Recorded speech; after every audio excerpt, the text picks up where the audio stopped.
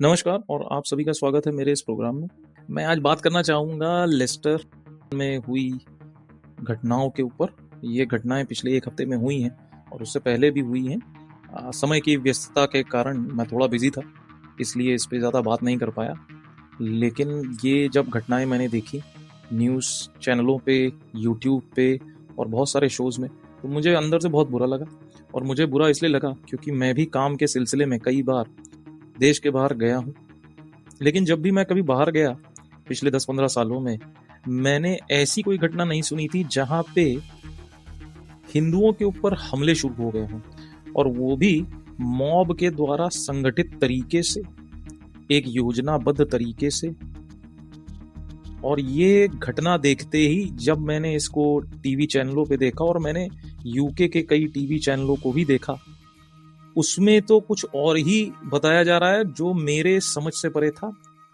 जैसे मैंने sky news का एक वीडियो देखा जहां पे स्काई न्यूज़ की पत्रकार, वहां की संवाददाता, एक दूसरे आदमी से जिसका चेहरा छुपा के वो उनसे बात कर रही है और उनसे कह रही है कि क्या ये राइट विंग वालों की वजह से है। और बात यहीं पे नहीं रुकी। मैंने जो वहां के दृश्य देखे, जितने भी वीडियोस देखे, ये तो एक अजीब ही मसला दिख रहा है कि जहां पे आप टारगेट कर रहे हैं हिंदुस्तान में जो सरकार है और हिंदुस्तान की सरकार के पीछे संगठन, और हिंदुस्तान की सरकार को नहीं, आप वहां पे नारे लगा रहे हैं BJP, anti BJP, anti RSS. तो मेरी तो समझ से एकदम परे है कि भाई आप एंटी बीजेपी, एंटी आरएसएस के स्लोगन लंदन में, लेस्टर में, बर्मिंघम में लगा के आपको क्या मिलने वाला है? मतलब आप इतने कमजोर पड़ गए हैं कि आपको जो हमारे हिंदू भाई बहन हैं, जो भारतीय भाई बहन हैं, और बात इसमें हिंदुओं की है ही नहीं, क्योंकि जो भी भारतीय मूल का नागरिक है जब वो बाहर जाता है तो आप उसको देख के पहचान लेते हैं कि ये इंडियन है। आप उसको ये नहीं पूछते कि आप हिंदू हो कि मुसलमान। और इस तरीके के जब भीड़ और उग्र तमाशे होते हैं जहां पे पथराव किया जाता है, हिंदू मंदिरों में मारपीट की गई, उनको तोड़ा गया, ऐसा मैंने न्यूज में देखा। और वहां पे लोग दहशत में। मैंने एक दो और प्रोग्राम देखे, वहां पे वहां के स्थानीय निवासी कह रहे हैं, जो दुकानदार हैं, जो वहां रोजमर्रा की जिंदगी चलाते हैं, वो ये कह रहे हैं कि लोग अपने घरों से बाहर निकलने में डर रहे हैं और उनको भी नुकसान हो रहा है। इसके अलावा मैंने कई जगह न्यूज में ये भी देखा कि भाई जब एशिया कप की शुरुआत हुई, पहले मैच में जब इंडिया और पाकिस्तान का मैच हुआ, पहले मैच में इंडिया ने पाकिस्तान को हरा दिया, उस समय से गुस्सा भरा हुआ था।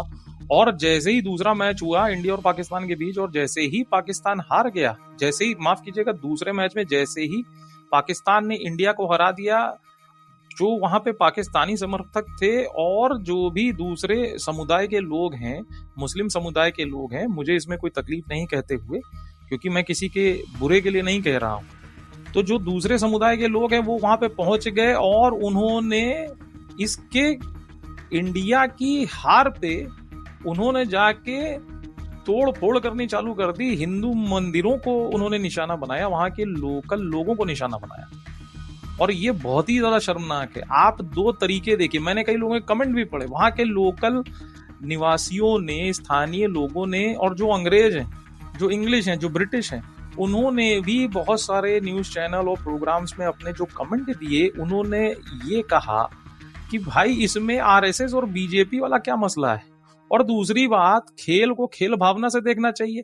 मुझे तो अब तकलीफ ये हो रही है, मैं तो विराट कोहली का बहुत बड़ा फैन हूँ, क्रिकेट का भी बहुत बड़ा फैन हूँ।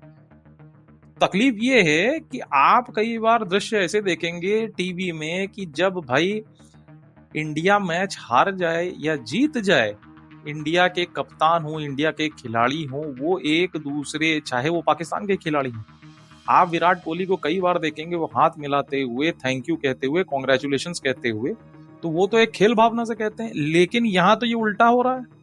आप जैसे ही मैच हारते हैं तो भीड़ आ जाती है, भीड़ में गुस्सा भर जाता है, और आप जिस दिन जीत जाते हैं उसके बाद आप उग्र प्रदर्शन करना चालू कर देते हैं, और उसके बाद आप आके मुंह छुपा के, कई जगह तो मैंने देखा नकाब पोश थे, मुंह छुपा के कहते हैं कि हम बीजेपी और आरएसएस के खिलाफ हैं। तो भाई बीजेपी और आरएसएस के खिलाफ है तो आप हिंदुस्तान में जाके प्रदर्शन करिए।